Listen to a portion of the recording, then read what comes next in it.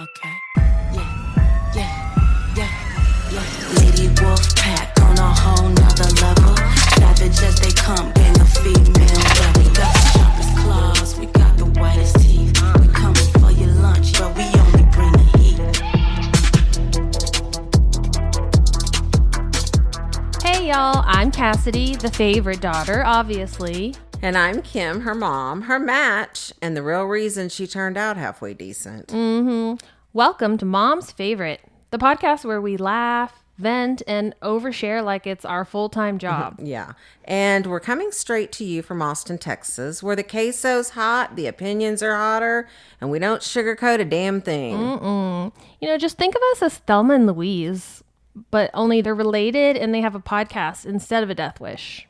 So go ahead and pour yourself something strong, maybe a margarita, get a little snack. Because here on Mom's Favorite, we got a lot to unpack.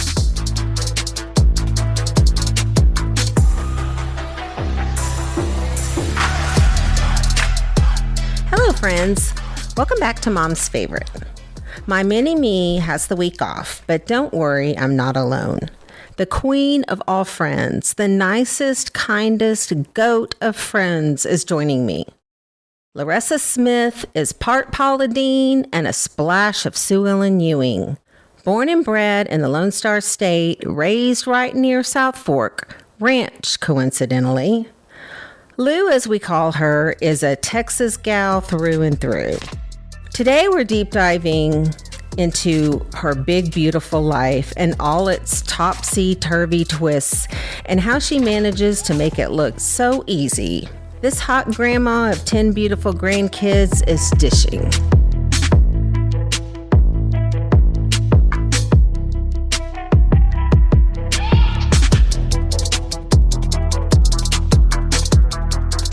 I am so thrilled to have my bestie, one of my very besties, one of my top one or two besties here today to talk about her life and her journey and ups and downs and our shenanigans.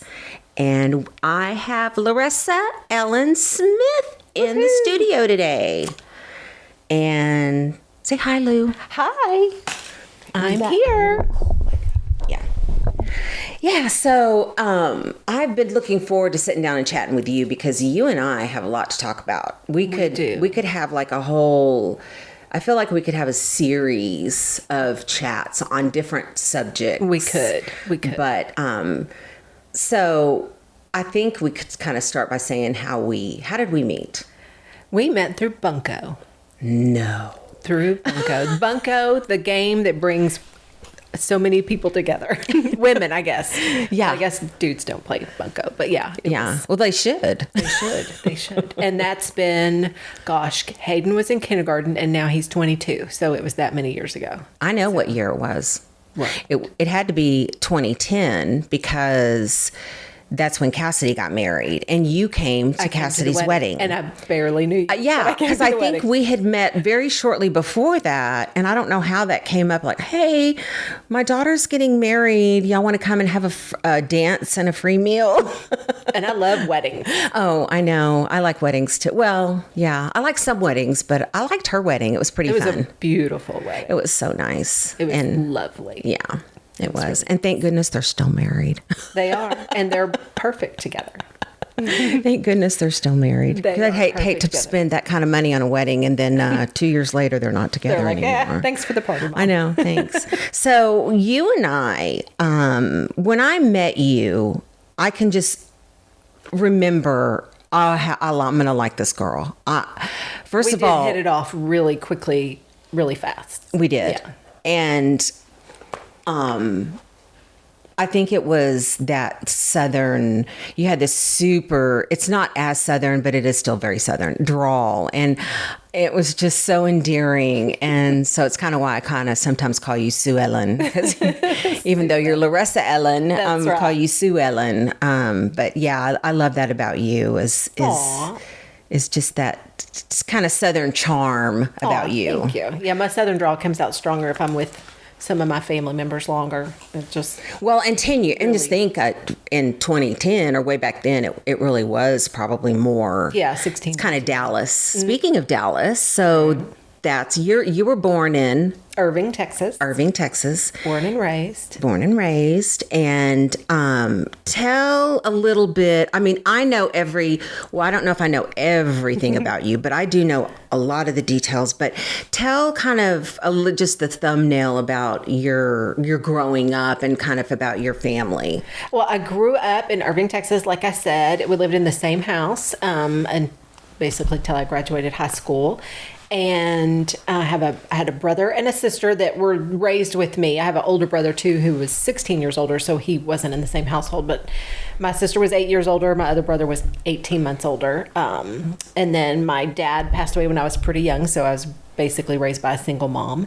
And it's a pretty good childhood. I mean, looking back, it's probably not something I would choose, but in the big scheme of things, just running around the neighborhood all the time, those fears that we didn't have to have back then. We were gone till when the sun came up, till the sun came down, and lived 4 houses down from our best friend Pam, who lives in Wyoming, but she is now mine and your best friend. Yeah, it's the tres amigas. It is. Yeah. So. Yeah, and so Pam and you met when you were like very, very young. What, grade school?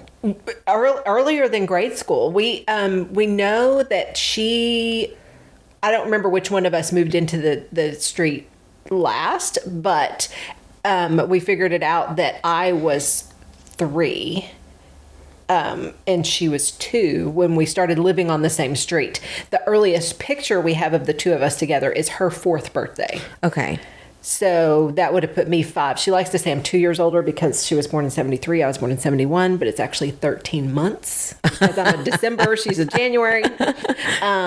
So that's our earliest picture that we have. But, back then we didn't take pictures of everything. And, we didn't have a camera ready. So I think we've been friends since before then, probably. So yeah. I love your relationship with Pam. It's very unusual that you would have a friend that length of time in your life and still be besties and still be tight, and call each other every day, see each other quite often. I mean, I love that. It's so great. It's like your sisters, really. Right. And it's like a sister that I chose, I'm not forced to be around her. So yeah, it's really good. And, it's tough that she lives in Wyoming, but she and I we kind of talked about it a little bit this morning, that we think our relationship might even be stronger because we do live far away. Yeah. That, we have to be purposeful with our communication and when we see each other and things like that. So, well, now in time, living far away is not really as big a deal. I mean, you can just pretty much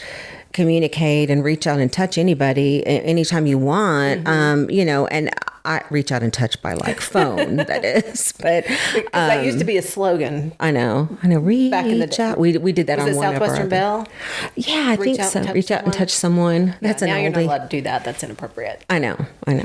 So, but now, it's, and you can jump on a plane and get anywhere pretty quickly. And, so it's such a beautiful friendship. I actually love Pam. We all love Pam too. And that's what's been great about this friend group that we have, that y'all have all embraced my best friend Pam too. I mean, you've embraced my family, everybody, but sometimes it's hard to infiltrate a girl's friend group with other girls. Oh, it totally is. Even at our age, sometimes it's difficult, but I mean, Pam's pretty easy to love anyways, but y'all have just embraced her and she's embraced y'all. So it's been, she's just part of the group. And Pam is just kind of person you just really can't help but love. I feel like she's just a bottle of joy. So. She really is. She really is. And she's, a good friend. Like she's one of those people that, if anything happens and, we've talked about this, like I always think my life is so boring, but when I look back at like events, it's not. I've had some major events in my life. Yeah. Any of those things, she would be here in a heartbeat. Oh yeah. And she has been here in a heartbeat when I've needed her. Even when I didn't think I needed her, she would just show up. So, Right. even from Wyoming, which is not the easiest state to get to Texas from. Oh, I know. It's not one single plane right away. So it's Oh, tough. yes, I know. I remember the times of her coming, and she sometimes gets bumped to the next day even just to get here. So, yeah. Yeah, it's tough. Yeah, so it's just beautiful. And so you guys grew up, but you now are living in, obviously, in 2 different states. And, but you and Pam, y'all kind of ran around together, and you both had children together, right? Weren't you kind of both having kids kind of about the same time? Or no? Not at all. Actually, I mean, Hayden and her kids, yes, but I had twins when I was 20. That's right. My first marriage, I had twins. And so that was back in 1992. And she was still single and living her best life. And, I was only... So you got married like right out of high school. Right. Okay, you got married, and he was Don't probably ever do like a that, jock. people. Don't ever do that, people. I know. Yeah. I know. Don't do it. Believe me. He was older than me by 7 years, I believe, 6 or 7 years older than me. Okay, I did not know that either. Okay, I'm learning some new stuff about you, so which he was is nice. definitely an adult living, adult life, and I was robbing the cradle. basically. I mean, I was 16, I guess, when we started dating, and then I didn't have. Although my childhood was great, I didn't have the absolute best home life. Right. And so I wanted to get out of the house. And Yeah. I think back then, especially in the early 90s, the way to get out of the house is get married. And married. I got married when I was 18, 28 days after I graduated high school. Crazy. I got married. And nobody Crazy. tried to stop me, which somebody should have. I would not have listened, but it would have been nice to look back and go, oh, somebody thought that was a bad idea. Yeah. Someone cared enough Somebody to cared try to enough tell say, me. maybe you're a little too young for that. Yeah. It didn't last long. I mean, we were married 4 years legally. I mean, we had twins 2 years later, which is, that's a big event, obviously. And then 2 years after that, we divorced. So, Yeah, that's a lot. Yeah.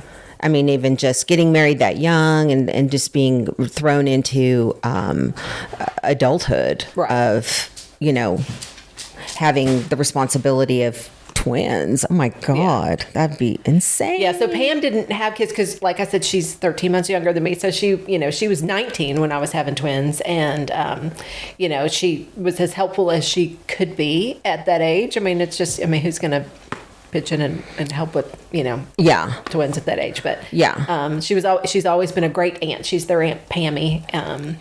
And so it's really good. But then, we divorced, and then I was single for a while, and then I moved to Austin in 1997 and for a job that I had here. And at the time, Pam stayed in the Irving area, and I'd always told her, if you ever want to move to Austin, And I remember one day she called me and she said, is it still a thing? Like, if I want to move to Austin, I can live with you? And I was like, yeah. She goes, good. My car's packed.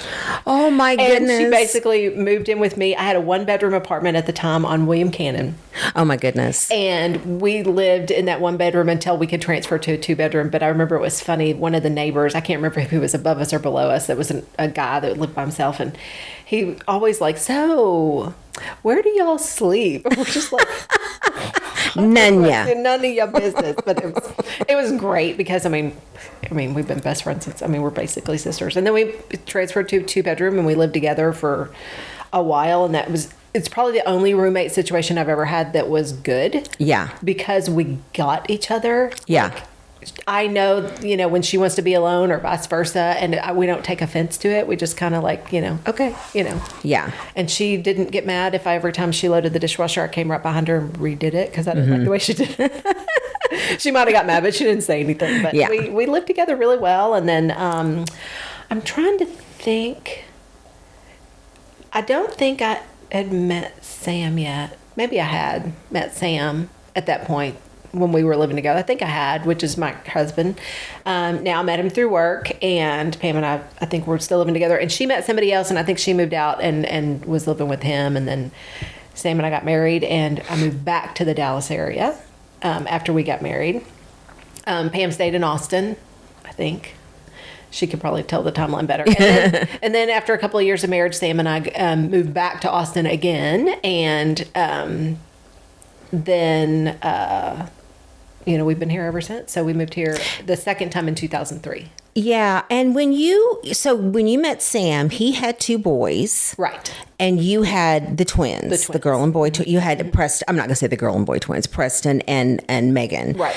And so one of the things that I really admire about the Smith family is how y'all have blended together as a blended family, because that is not easy to do. It is quite difficult to do. And you guys made it somehow kind of made it look just natural, the way that you love each other's kids, and there is no step son or step mom or step anything. And right. And there's really not, we don't just say that. I know a lot of people might just say that. That's what I mean. It's just, it really is just a normal way of life for y'all. Right. We don't look at each other's kids as your kids versus my kids and our kid. I mean, we do have his, mine, and ours, because we did end up having one together, and then he had 2, I had 2, we have one together. But he always treated my kids like they were his, and vice versa. And I truly, I think about it a lot. I look at how I love and care for Philip and Garrett, who are technically my stepchildren. I don't love them any different than I love the ones that I actually gave birth to. I love those boys. I love their families that they've created. It's just an extra, it's a bonus. I feel like I'm their bonus mom and they're my bonus kids. They're great kids. Exactly. That's what I see too. And I think I'm pretty close to the goings on a lot in your family. I've seen it for a lot of years, and I have definitely seen that trend for sure. Sam treats your kid, Megan and Preston, as they're his kids too, and vice versa. And I think it's so great. It's hard to do, and it's really nice that you guys have been able to do it. So, you and Sam, you've been married how long? 25 years. Wow, 25 years. That's 25 let's see. Egon and I are also 25. Well, we're going this coming year will be 25 years. Yeah, because you got married in 01, right? And we got married in 01. Yes, that's the way I can remember, because we got married in 2000. It's really easy math. Yeah.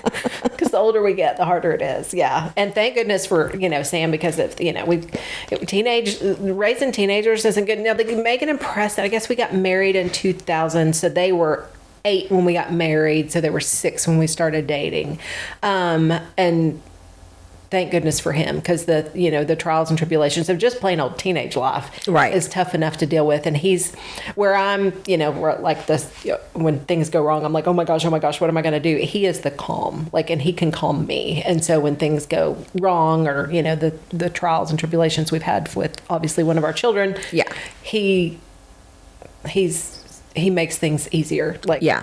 He's definitely I'm going to kind of say the pillar of the family.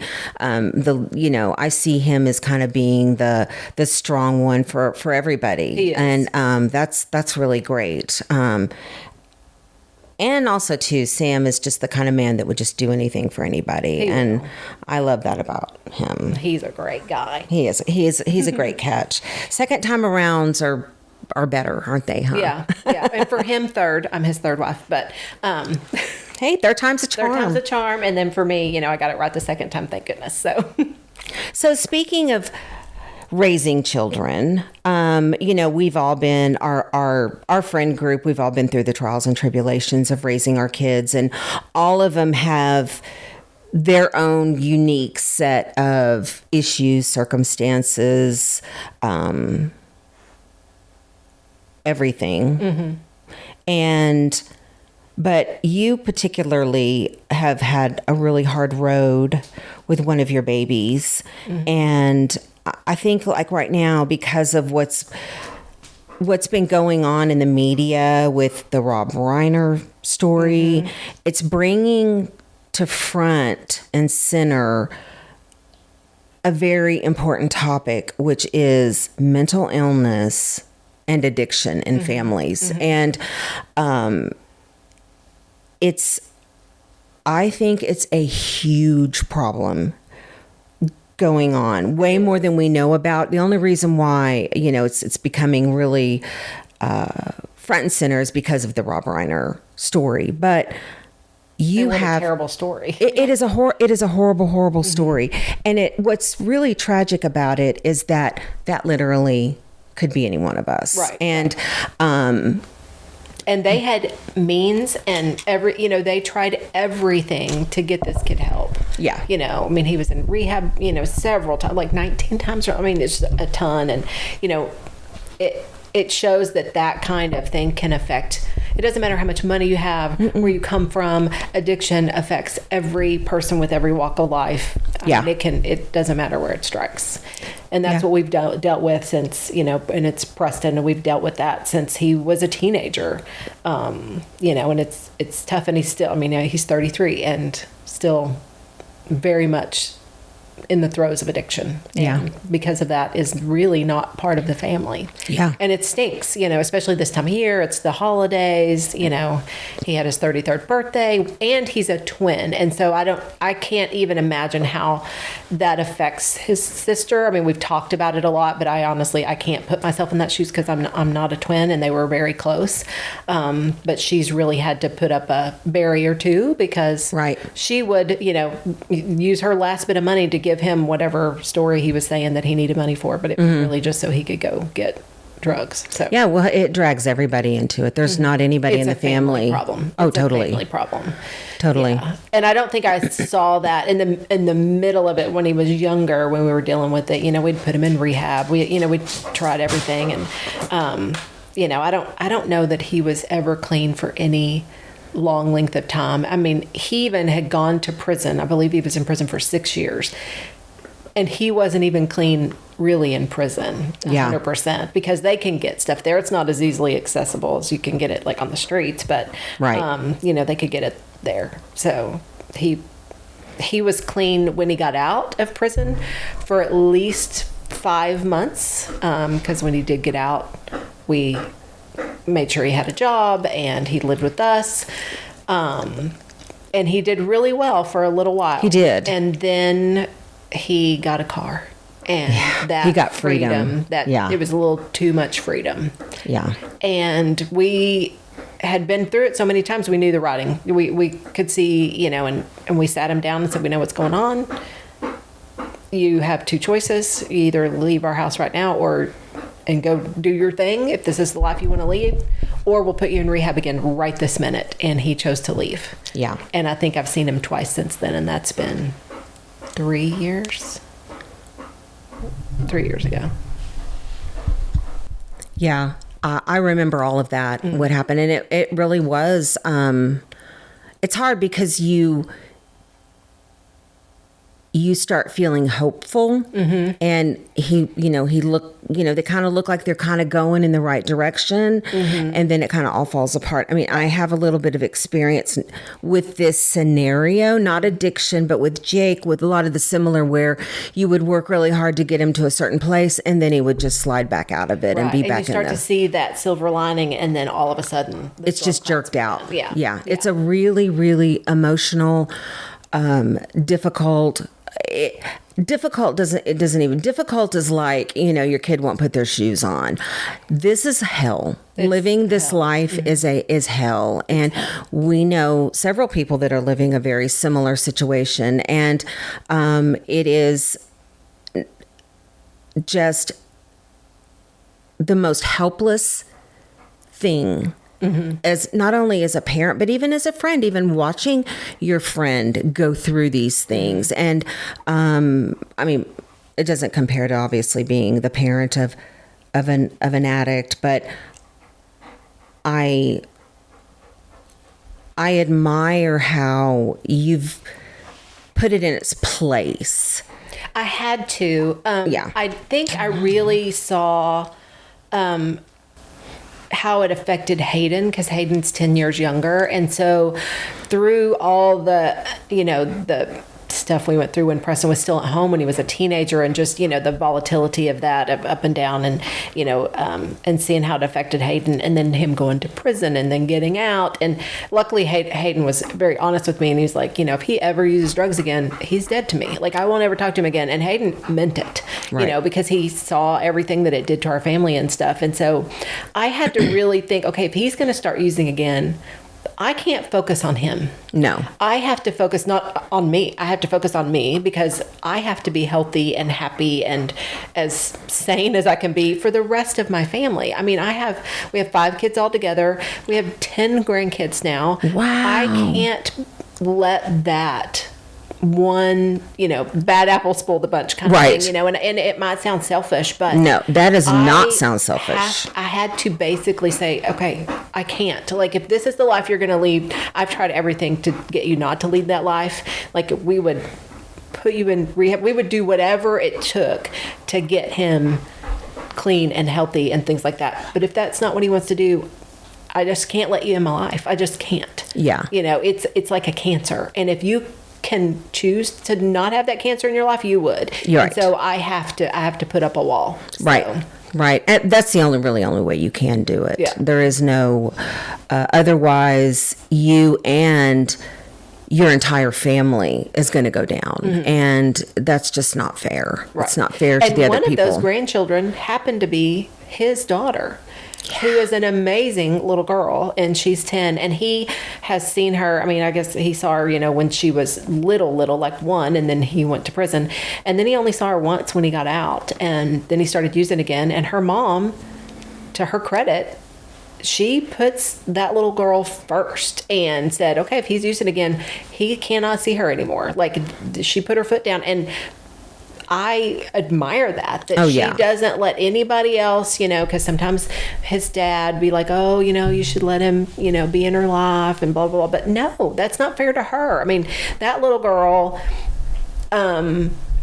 either needs to have a dad in her life or not. She can't have the in and out. And she's asked some questions now that she's 10, she's asked some questions, and I'll be honest as I can to a 10-year-old. Her mom's pretty honest with her, which is good. But he is missing out because she's pretty awesome. Oh, she's amazing. I have a very special place for her. Yeah. And well, I mean, a lot of your grandkids are I feel that's true. They're close to. But I definitely do her. She is a very special, sweet, and beautiful girl, and he is missing out. But that's the thing about addiction. And I just want to say this is completely, I'm not a doctor. I don't even really deal with addiction itself. However, I will say that I truly believe 100% that it is a mental illness. I believe that I don't believe that anybody starts out to become addicted. Mm-hmm. I think that they're trying to stop their pain or whatever it is that they're having to deal with. They can't deal with their demons. They can't deal with life, and it is a lot. Mm-hmm. And they turn to something to take away that unfortunately gets a hold of them. Right. And I have more than most people, I have a lot of sympathy for addicted people because I could really see how that could happen to someone. And I don't think that they want that life. Right. And that's what I learned when he was in jail prior to his sentence, before he actually went to prison. I went to, I think it's called NAMI. It's a National Association. Oh, yeah.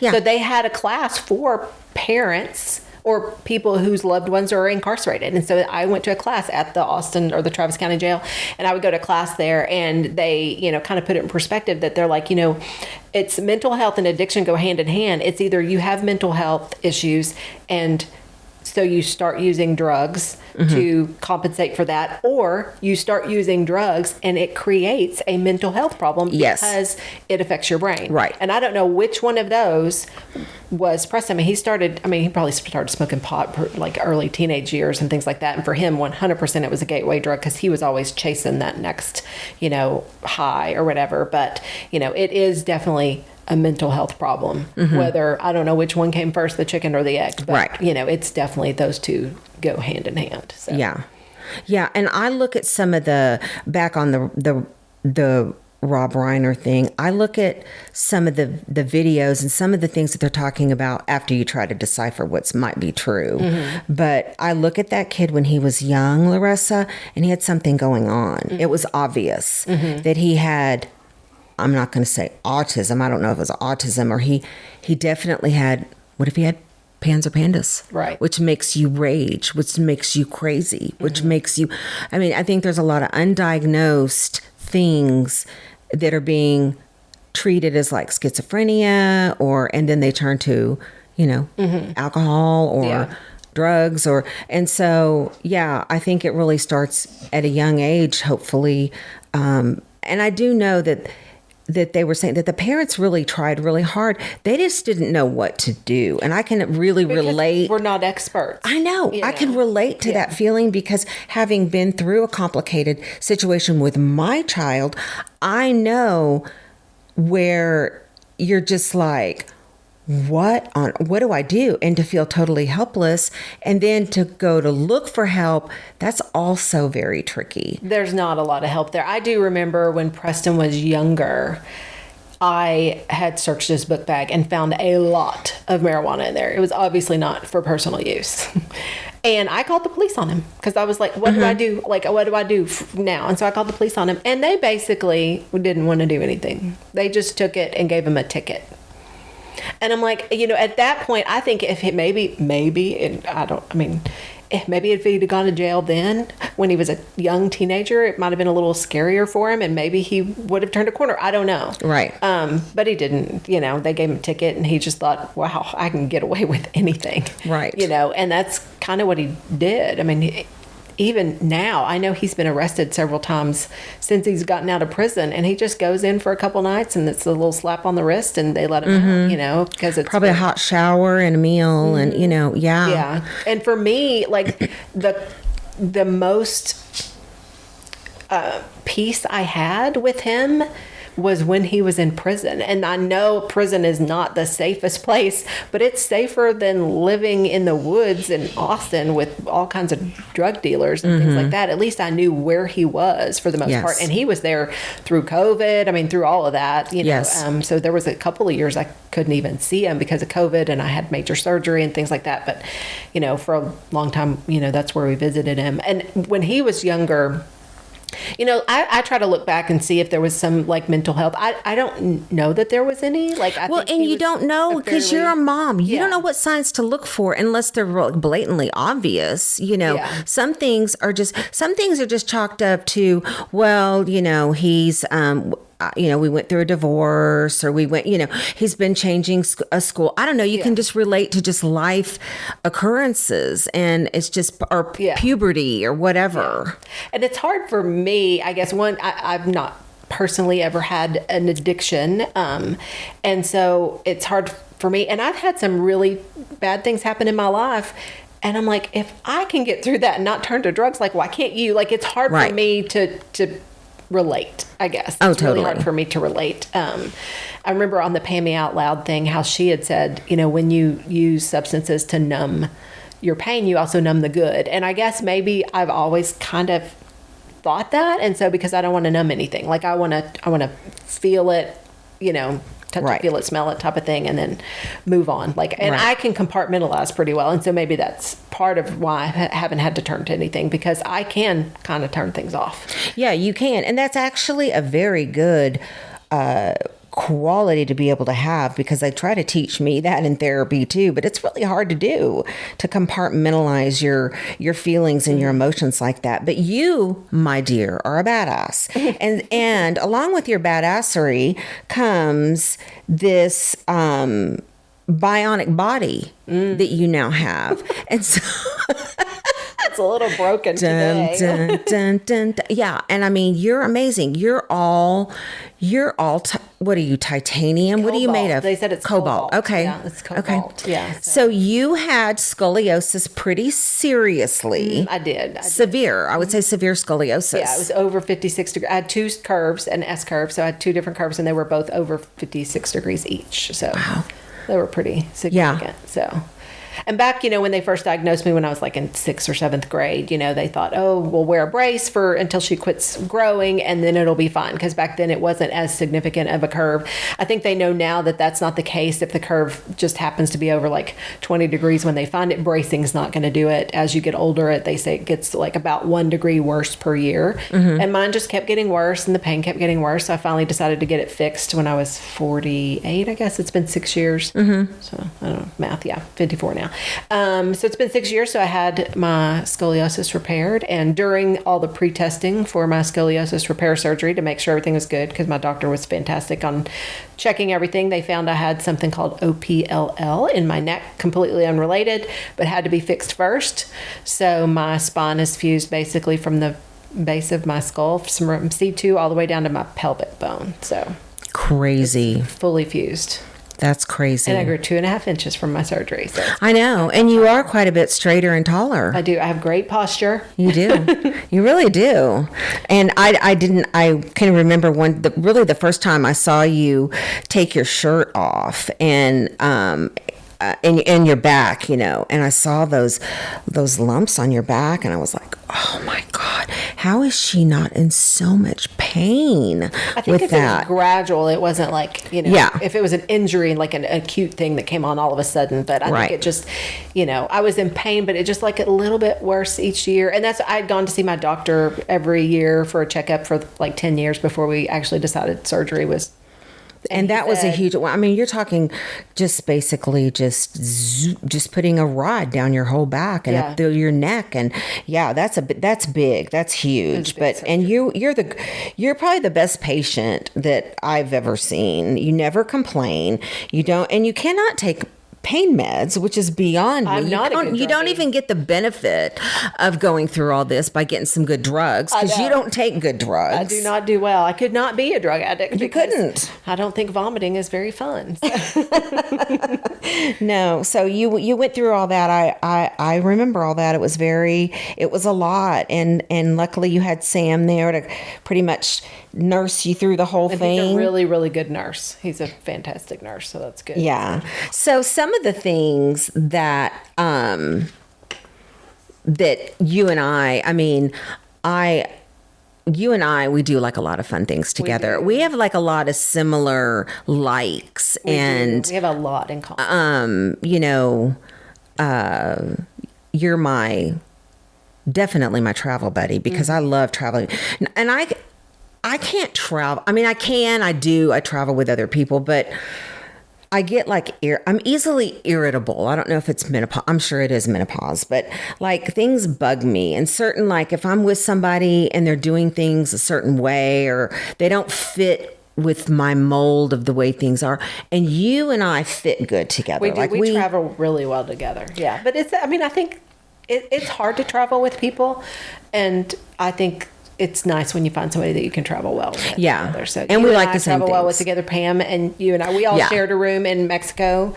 Yeah. Was it Mexico? Yeah. Yeah. We all shared a room together, and we are good. Us three together, we can travel well together. So yeah, it was that was fun. And we love Vegas. We love Vegas. We love gambling. We love gambling, period. Any kind of gambling, sure. I will say, if I had an addiction, if I lived near a casino, I would be one of those. A casino? A casino. Take me to the Take me to the casino. It's a lady we love on TikTok. I don't remember her name, but she's so cute crazy. as a bug, and we would like to go scoop her up and take her to the casino. I know. I'm going to go get her. If I lived near a casino, I'd probably be in trouble. That might be where my addiction would lie. So I know. it's probably good that I know, because you and I literally have been in Vegas, and we literally were about to pawn our rings. Okay. Yeah.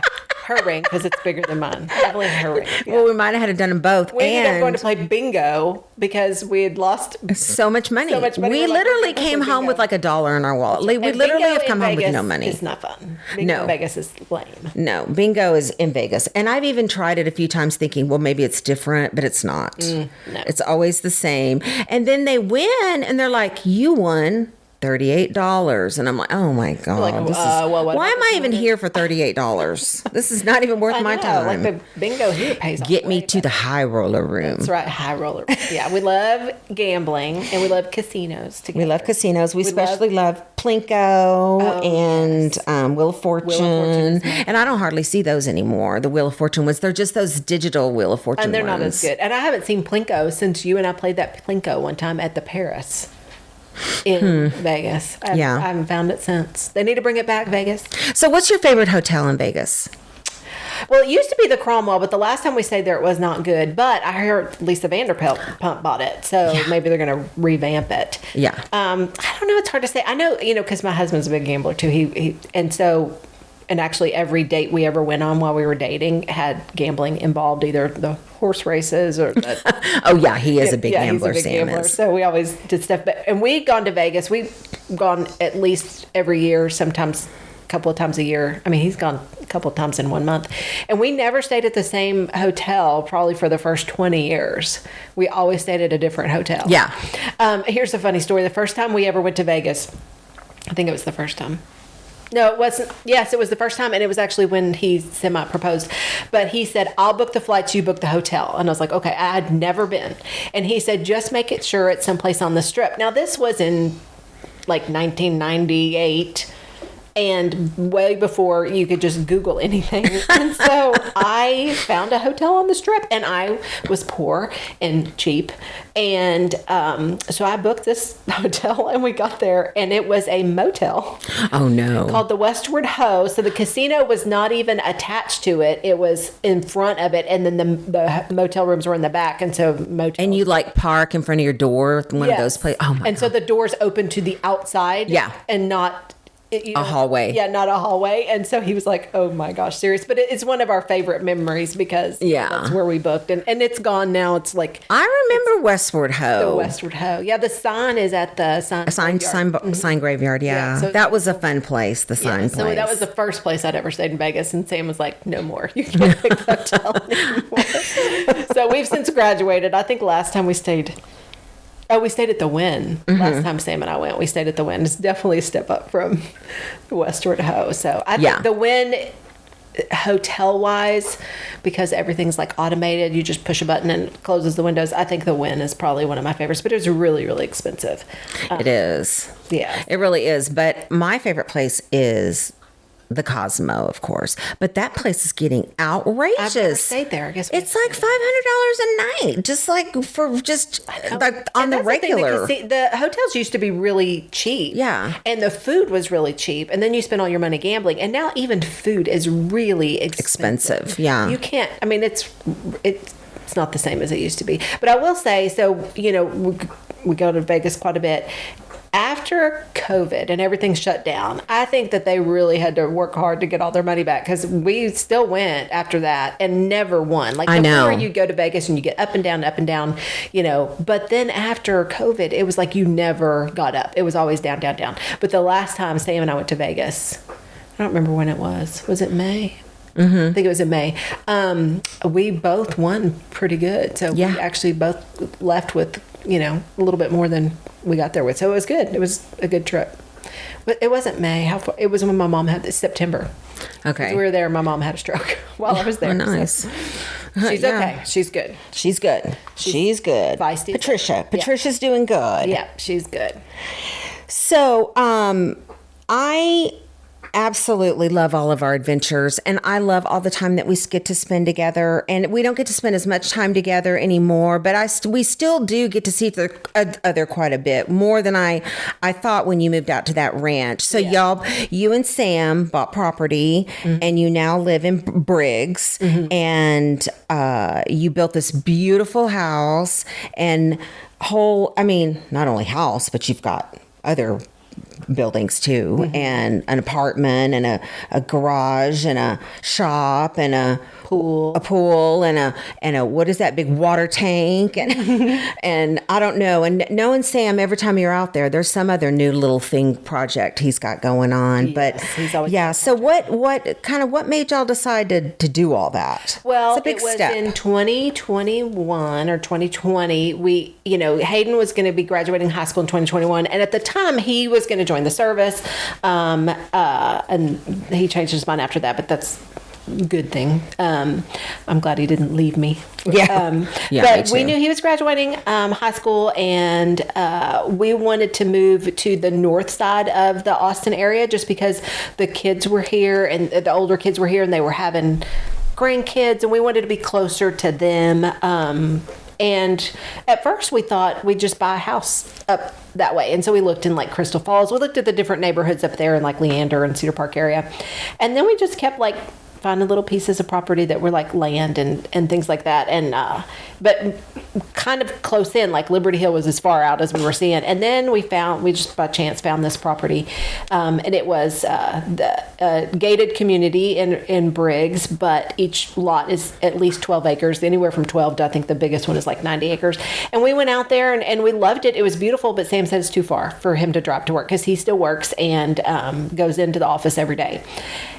But then we'd looked at some other lots and closer into town, but just didn't have the same appeal. And the more we drove out there, the less that drive was for him. And then we just fell in love with it. So we decided, okay, that's it. And so we bought 2 lots right next to each other. So we bought a 12-acre lot and a 13-acre lot. So it gave us 25 acres, and we built our house. And then a lot down the street went for sale, and so we bought that one. So we have another 20 acres down the road. And then the lot right behind us, which was connected to our property on the backside, went for sale, and that was another, I think, 17. So it gives us 43 acres that we sit on. Okay. And then we have another 20 down the street. So it's really nice. We have our little, our little slice of heaven. The kids can hunt and just roam around in the woods, and it's quiet, and it's exactly what we need.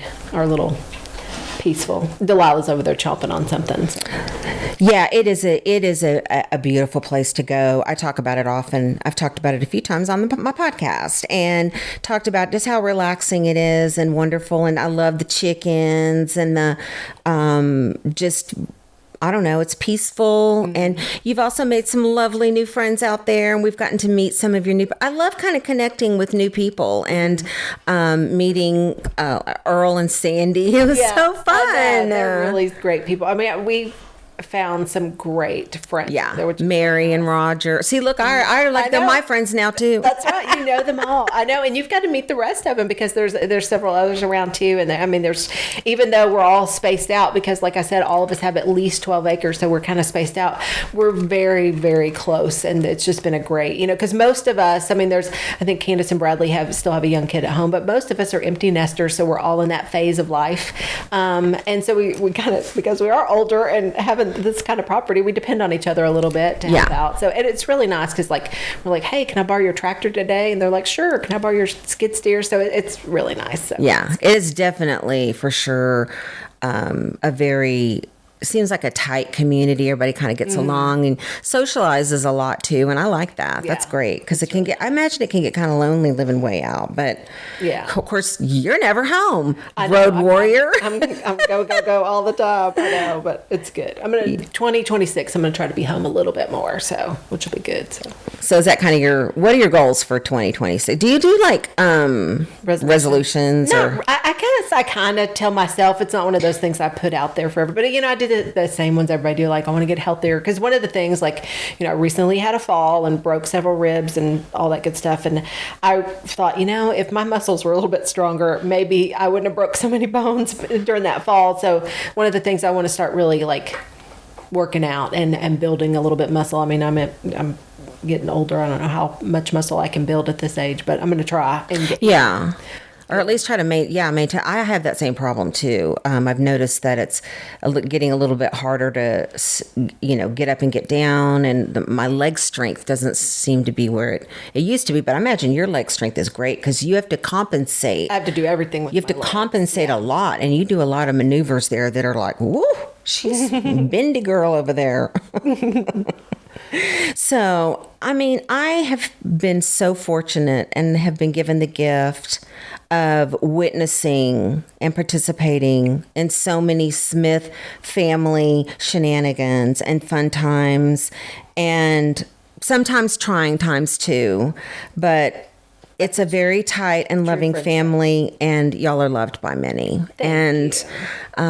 Thank you so much for coming and talking to me. But I don't want it to be the end, because I really want you to come back and maybe we can do some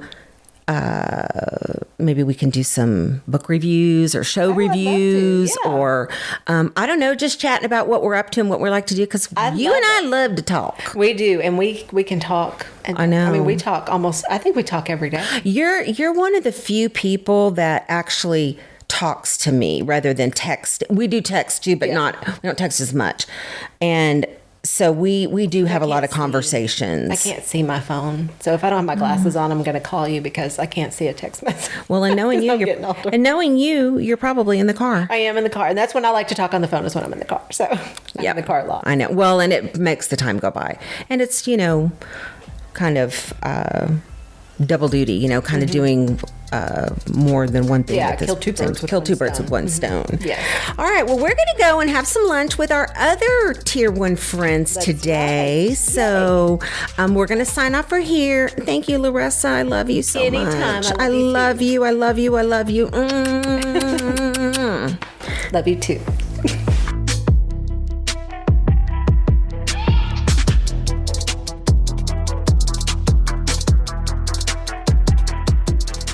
I just want to thank Luressa for sharing her story so openly and for always showing up with strength and grace.